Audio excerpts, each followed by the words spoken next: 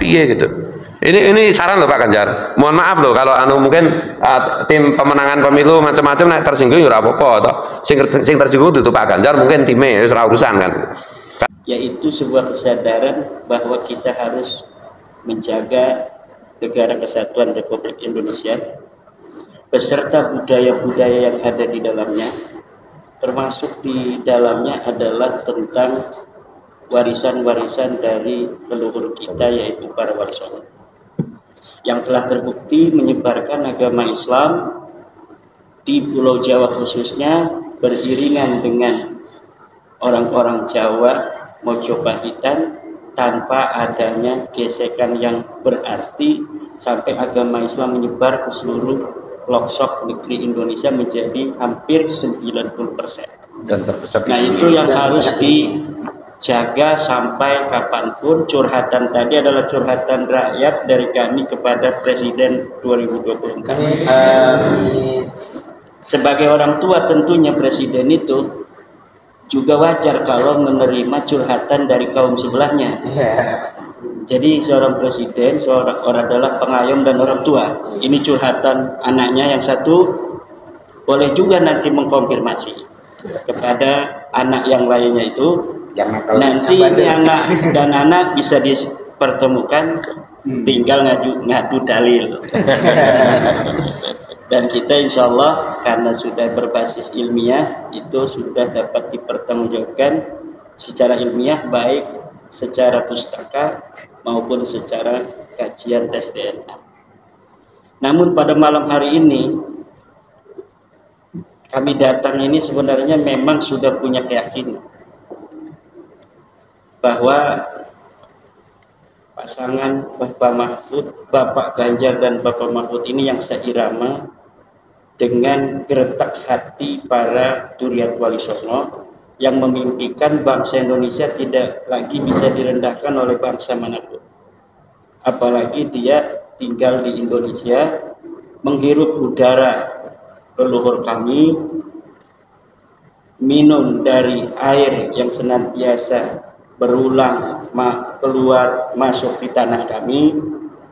Kami akan hormati siapapun mereka yang hidup di tanah kami sebagai tamu, sebagai saudara, tapi jangan sampai untuk menghina kami sebagai bangsa Indonesia. Itu intinya. Dan ini bisa untuk nanti Bapak sebagai presiden, sebagai orang tua kami semua untuk ada masalah nih sedikit. Nanti mungkin di dalam bagaimana Bapak memimpin ada langkah-langkah strategis. Ada bener nggak nih ada kuburan yang dipalsukan? Nah, nanti bisa dicek. Ayo Menteri Perkuburan, lihat benernya. Bisa aja nanti khusus Menteri anti kuburan hoak. Kalau dulu kan nggak ada. Kalau sekarang udah ada nih laporannya dan kami siap mempertanggungjawabkan secara hukum dan secara ilmiah. Betul nggak? Nanti di cross check. Betul nggak nih ada pembohongan nasab? Presiden mempunyai alat untuk mengetahuinya, yaitu tes DNA. Coba dipanggil ahlinya, Profesor Rohmin. Coba ini dari IPB dilihat, betul nggak DNA-nya ini nggak jelas? Gitu kan bisa. Curi rambutnya, lagi meleng dicuri rambutnya bisa aja. Dan itu sangat mampu. Malam inilah dari tiga ini kami mempunyai kesadaran geretak hati yang sama itu melihat sebenarnya nggak ingin ikut-ikutan politik karena kami lagi membawa misi besar, menurut kami sangat besar untuk menjaga anak cucu kami ke depan ratusan tahun yang akan datang agar sejarahnya tidak berubah di masa yang akan datang. Tetapi ketika melihat bahwa jangan-jangan kalau kita nggak ikut-ikutan nanti Pak Ganjar bisa tersalib gitu. Maka kami merasa memiliki kepedulian. Ya, tadinya kami tidak ingin bahwa kesadaran kami ini yang kami berikan kepada masyarakat dianggap sebagai kesadaran politis, bukan kesadaran kebangsaan, kesadaran anak bangsa akan negerinya yang merasa akan dihinakan dan lain sebagainya oleh bangsa lain. kami tidak inginkan. Tapi ketika melihat bahwa kalau kita tidak ikut, nanti kemudian yang kita anggap terbaik ini kalah, kita tanggung jawab juga. Ada perasaan begitu. Walaupun saya insya Allah yakin mudah-mudahan Pak Ganjar ini bisa menjadi pemimpin kami. Amin. Amin. Kemudian dilihat dari yang paling memenuhi syarat, terutama bagi saya sendiri, saya itu orang yang melihat bahwa pemimpin Indonesia ini adalah pemimpin yang harus dipimpin oleh pasangan mayoritas segala-galanya. Satu, mayoritas agama, mayoritas suku, mayoritas paham keagamaan. Dari tiga ini, ya yang paling cocok itu satu, mayoritas agama Islam, mayoritas suku orang Jawa, ya kan? Mayoritas paham keagamaan NU, yang dia itu orang Islam, nasionalisme, kemudian memiliki pasangan paham keagamaan Nahdlatul Ulama, ya Pak Ganjar. Yang satunya bukan orang Indonesia asli, walaupun wakilnya NU. Yang satu, yang nomor dua, nasional tidak mewakili NU bagi kami. Ya yang lengkap itu pasangan super lengkap, ya pasangan Pak Ganjar dan Pak Mahfud. Ketika kesadaran itu muncul dan kita merasa pasangan ini yang terbaik, ya tinggal apakah kita ini milihnya sendiri saja, apa kita mengkonsolidasikan, perlu mengkonsolidasikan simpul-simpul dari mulai Banten sampai ke Banyuwangi itu untuk coba dikonsolidasikan agar pemahaman dan kesadaran yang sama itu ada manfaatnya. Karena kalau tidak dikonsolidasikan dan disimpulkan, mereka ngambek, menunggu, kita nggak berani ngomong. Karena kenapa nggak berani ngomong? Ya kitanya tidak ada mengajaknya, nggak ada sesuatu yang meyakinkan bahwa kita ini adalah daripada orang yang berhak untuk mengajak. Misalnya nggak ada tempelan berupa Pak Ganjar dan sebagainya. Nah, kalau misalnya nanti Bapak Ganjar setelah mendapat curhat itu mengetahui, oh tipologi orang-orang seperti ini yang aneh-aneh ini nih. Kira-kira nanti coba tim survei ini berapa orang, kira-kira berapa ribu orang? Juta. Bisa jadi jutaan, karena kesadaran ini sudah luar biasa. Sudah luar biasa. Dan mudah-mudahan silaturahmi malam hari ini memiliki arti untuk bangsa dan negara yang sangat kami cintai. Amin. Demikian, mungkin nanti akan ditambahkan oleh Gus Fuad Peleret sebagai penterjemah dari kata-kata saya yang kurang dimengerti. Sebentar, tadi kalau belum pernah. Udah mau. Habis Gus Fuad saya. Beliau selain masalah administrasi ini sebagai ulama, beliau ini adalah pengurus di LBM PBNU, Lembaga Basma Sayyid, dan beliau ini juga merupakan ketua komisi fatwa MUI Provinsi Banten. Jadi nggak sekedar aneh, tapi memang ilmiahnya ini benar-benar ilmiah soal ini. Jadi memang bidang beliau. Ya sekian, monggo. Assalamualaikum warahmatullahi taala wabarakatuh. Bismillah, alhamdulillah, wassalatu wassalamu ala rasulillah wa ala alihi washabbihi wa mawalah. La haula wala quwata illa billah. Amma ba'du. Jadi saya akan memulai dengan sesuatu yang pahit, Mas Ganjar. Sebenarnya kan tadi sudah disampaikan Kiai Imad bahwa kita itu nggak mau ikut-ikutan politik. Karena waktu itu kita yakin Mas Ganjar itu jadi presiden. Ya. Masalahnya itu begini, Mas Ganjar. Jadi saya cerita dikit ya latar belakang. Pada 2014 saya nggak dukung Pak Jokowi. Kenapa? Saya tahu Pak Jokowi akan menyakiti PDI. Itu saksinya mantan Bupati Bantul Mas Idham Samawi. Nah, ketika menjadi presiden Mas Idham bilang, setelah Pak Jokowi nanti Mas Ganjar yang jadi presiden. Jadi Mas Idham itu ternyata dukung juga. Gitu. Jadi yang bicara Pak Idham. Pak Idham, setelah Pak Jokowi yang jadi presiden nanti Mas Ganjar. Makanya kita yakin aja. Ya memang sejak kemarin sih kita mendukung Mas Ganjar karena belum ada peristiwa apa itu pamanku dari MK segala macam itu. Dan hari ini dengan segala macam kita jujur aja nggak usah basa-basi lah. Oh Pak Ganjar presiden, enggak, keadaannya ini Pak Ganjar bisa kalah. Jujur aja. Oleh karena itu saya mau dari Jogja, seumur hidup saya nggak pernah mau mendatangi politisi. Tanya santri-santriku, nggak mau saya. Tapi karena ini Pak Ganjar bisa kalah, saya harus datang. Tanya Mas Imad, Kiai Imad, Bagus Mogi, kemana-mana saya nggak pernah ngomong kan? Iya. Ini posisinya seperti ini, jadi kita jangan hahaha, enggak. Kalau kita mau Pak Ganjar menang, kita harus serius. Kita jangan, oh mudah-mudahan Pak Ganjar presiden, Pak Ganjar kose. Satu, apa kuwi jenenge? Wahyu Makutoromo itu belum turun. Iya. Pada siapapun. Pada siapapun. Jadi bisa turun kepada siapapun. Toto lahir. Itu keponakannya Paman Osman ki duwe apa-apa masalah. Jadi mari kita jujur, kalau kita mau menang, ojo ngomongnya kok kan basa-basi dong. Kita kepengen Pak Ganjar menang enggak? Kalau kepengen ya serius gitu. Ini malah saya sudah saya siapkan nanti jadwal Pak Ganjar kapan, kalau bisa deklarasi di Pleret. Karena ketoke Wahyu Makutoromo turunin yang Pleret. Kenapa saya bilang begitu Pak Ganjar? Kenapa saya bilang begitu Pak Ganjar? Namanya Bunyai Nur Watu Congol bin Mbah Dalhar Watu Congol. Satu-satunya putra putri dari Mbah Dalhar Watu Congol masih hidup, yang sejak bayi itu diasuh oleh Mbah Nabi Khidir dan terkonfirmasi secara akademis, secara intelektual, itu bilang Kiai Fuad kudu ngundang Mas Ganjar.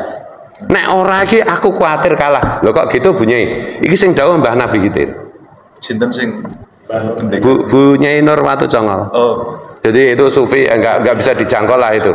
Karena jadi nanti beliau nanti Pak Ganjar bisa akan iki dawuhe Mbah Nabi Khidir, posisi Pak Ganjar iki kudu ditulung. Sajeke lho Pak Ganjar, aku Pak Jokowi ora nulung lho. Pemenang Pak SBY kan gitu. Gandeng ada pembicaraan mengenai ini. Aku kan kiai tadi ya rada halu-halu sithik lah. Ojo dikira mung Habib sing iso halu gitu. Tapi kehaluan saya itu kan bisa dikonfirmasi. Saiki misalnya apa jenenge elektabilitas Pak Ganjar ki piro dan seterusnya dan seterusnya. Jadi cuma ini aku halunya agak kurang karena aku neng dolan neng DPP PDI ki ana asine tetep ngerokok. Ning kene aku wedi jujur bae. Karena Pak Ganjar orang ngerokok Mas. Padahal ini rokoknya Profesor Greta jadi sehat. Tapi enggak apa kita hormati karena kita sedang mengupayakan Pak Ganjar untuk menjadi presiden. Oh jangan bilang Pak Ganjar pasti jadi presiden, enggak, itu menurut saya omong kosong. Apalagi ono gerakan-gerakan piye carane Pak Ganjar orang masuk putaran kedua, ya kan? Ya. Mampus kalau nggak bisa masuk putaran kedua. Yang ditakuti oleh keponakannya si Paman itu kalau Pak Ganjar masuk putaran kedua. Sing dibuntuti Pak Ganjar kan, sing dibuntuti karo ponakane Paman Osman itu kan Pak Ganjar terus. Mbok jujur aja kita ngomong kayak gitu. Ya. Gitu loh. Oleh karena itu, mari kita satukan simbol-simbol. Jadi gini Pak Ganjar, ini sebagai kiai mau terkenal yang YouTube kabeh, asli. Iya. Soalnya kita itu bukan tipe yang tukang pidato neng pinggir jalan, apa kiai ngamen, enggak gitu. Kita bukan abdi dalam ocehan, bukan. Tapi masa kita itu tersebar dari apa jenenge, dari Aceh sampai Papua. Dan ini kalau dikumpulin itu, baru 3 minggu yang lalu Pak algoritma YouTube itu mengatakan bahwa topik nasab yang kita omongkan itu kalah karo topik pilpres. Iya Pak Ganjar. Jadi bisa diperiksa lah nanti. Nah, itu ya. Jadi mari kita satukan. Jadi misalnya saya orang Jogja, belum tentu orang Jogja cocok dengan saya. Tapi orang Papua, orang Kalimantan, orang jenenge Sumatera cocok. Kiai Imad ki ning Banten ora patek terkenal. Wong nyatane bojone ming loro. Nah itu lah. Terkenal banget di bojone papat. Ya. Sorry Pak Ganjar ini. Kalau soal bojo dia itu junior saya. Aku bojoku papat kok. Jadi gini Pak Ganjar, apalagi ada isyarat lain lagi Kak Moh Abu Yamuh tadi. Jadi ibune Kak Moh itu kan bude saya. Kak Moh kayak orang tahu nih ngomong tentang pilpres macam-macam. Baru kali ini kan secara terang-terangan Pak Ganjar belum datang, aku milih Ganjar. Ditekani ponakane si Paman, aku tetap milih Ganjar loh. Bagiku ada 2 orang yang bukan secara akademis saja konfirmasinya, tetapi secara mistis gitu ya. Ada yang laki-laki namanya Kak Moh tadi atau Abu Yamuh tadi, kemudian ada Bunyai Nur, dan sama-sama gelisah nek Pak Ganjar orang menang. Masa aku santri kiai junior orangnya wangi, ya kualat nah aku. Jadi gitu Pak Ganjar. Perkara nanti Pak Ganjar jadi presiden, oh rasa tepung aku. Gitu loh. Wong aku ora penting gitu. Aku golek bojo meneh soal program. Yang penting asal diperhatikan. Jadi kalaupun terkait dengan isu ini ya, terkait dengan isu nasab, teman-teman itu hanya memohon. Indonesia kan negara besar. Terus kemarin sama Pak Jokowi itu, uang BRIN itu kan curhat sama saya. Dana penelitian kan mau pirang triliun Pak. Ngantek tisuet iuran arep tuku tisu kantor. Kan itu, mbok BRIN ini kayak idolanan apa digawe ke laboratorium tes DNA. Wong murah kok. Orang ngantek 100 miliar itu Pak untuk kelas mini lah. Untuk kelas Indonesia mungkin ya ora ngerti aku hitung-hitungannya ya. Aku ora hitung titik. Intinya itu, nek kita mau melayani itu Pak Ganjar, tes DNA ki siji, men orang ngaku-ngaku nabi, wong keturunan Yahudi, ngajar Yahudi KW itu Pak, bukan Yahudi asli itu. Dr. Arikim itu Yahudi asli itu. Suku 1 sampai 2 ini suku ke 14 atau 15 orang cetok itu. Jadi tes DNA itu kan bukan hanya soal iki keturunan Yahudi atau keturunan Kanjeng Nabi, tetapi bisa untuk melayani kesehatan, untuk memprediksi macam-macam. Mungkin Pak Menteri kita idola saya itu bisa menjelaskan itu. Jadi iso melayani rakyat dengan berbasis apa kuwi jenenge data-data DNA warga negara. Jadi misalnya setiap bayi lahir itu disediakan fasilitas tes DNA. Lo murah kok Pak. Supaya nanti ini anak ini bakatnya apa, kecenderungannya piye, rentan penyakitnya apa, dan seterusnya mudah dipetakan. Ngaten nggih anu Pak Romen ya. Dan yang berikutnya nek bocah kuwi maling gampang dicekel. Kan kalau di Amerika, di Inggris itu kan gitu. Di Cina itu setiap bayi laki-laki pasti tes DNA Pak. Jadi ya ini saya ngomongnya ngawur ya, karena aku kan marhenis pinggiran gitu loh.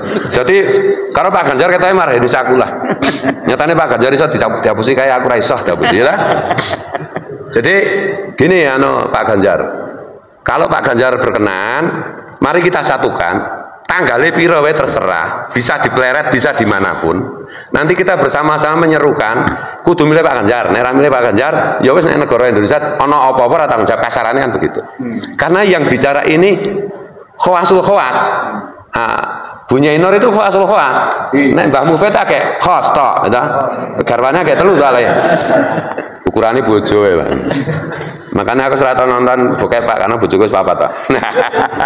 Jadi itu Pak Ganjar, kita itu prihatin bener, khawatir bener nek Pak Ganjar orang menang. Meskipun kata kunci saya sudah diambil oleh Bu Mega dan kawan-kawan, saya bilang kan Mahfud MD adalah kunci, itu kan ada jejak Tetapi perkembangan ini medeni ya menurut saya.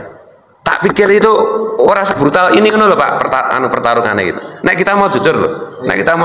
Berarti orang mau Fatihah orang nyambut kayak orang dadi. Iya, jujur baik. Jadi monggo Pak Ganjar responnya bagaimana omongan saya yang brutal kayak gini. Tapi ini semata-mata karena satu, atas amanah Bu Nyainur saya harus membela Pak Ganjar mati-matian. Tuh. Yang kedua, yang ngancani kiai-kiai sing seneng curhat inilah. Nah, makanya saya nggak mau curhat, mosok kiai kok curhat itu, tak ece man, Yuk Pak Ganjar main curhat ro kiai lah. Ini humor ya Pak ya, main Jadi gitu Pak Ganjar, kita salah satu permohonannya itu, yo Pak. Apa yang lain-lain itu digarap tenanan ini menurutku satu potensi, karena ini makhluk aneh, punya follower aneh yang harus digarap dengan maksimal. Yang kedua, mohon Pak, anak Gen Z itu digarap. Iki urung dadi garapan untuk anak Gen Z itu. Modar ki 51% ya, Bung. Itu loh. Terus Pak Ganjar ya tak goblok apa piye? Lah wong Indonesia itu 49% ki ora lulus SD, Pak. Lah Pak Ganjar kudu luweh desa, luweh apa ya? Ya nek perlu kono joget ya Pak Ganjar salto apa piye gitu. Ini saran loh Pak Ganjar. Mohon maaf loh kalau mungkin tim pemenangan pemilu macam-macam nek tersinggung ya ora apa-apa toh. Sing tersinggung itu Pak Ganjar mungkin time wis ora urusan kan.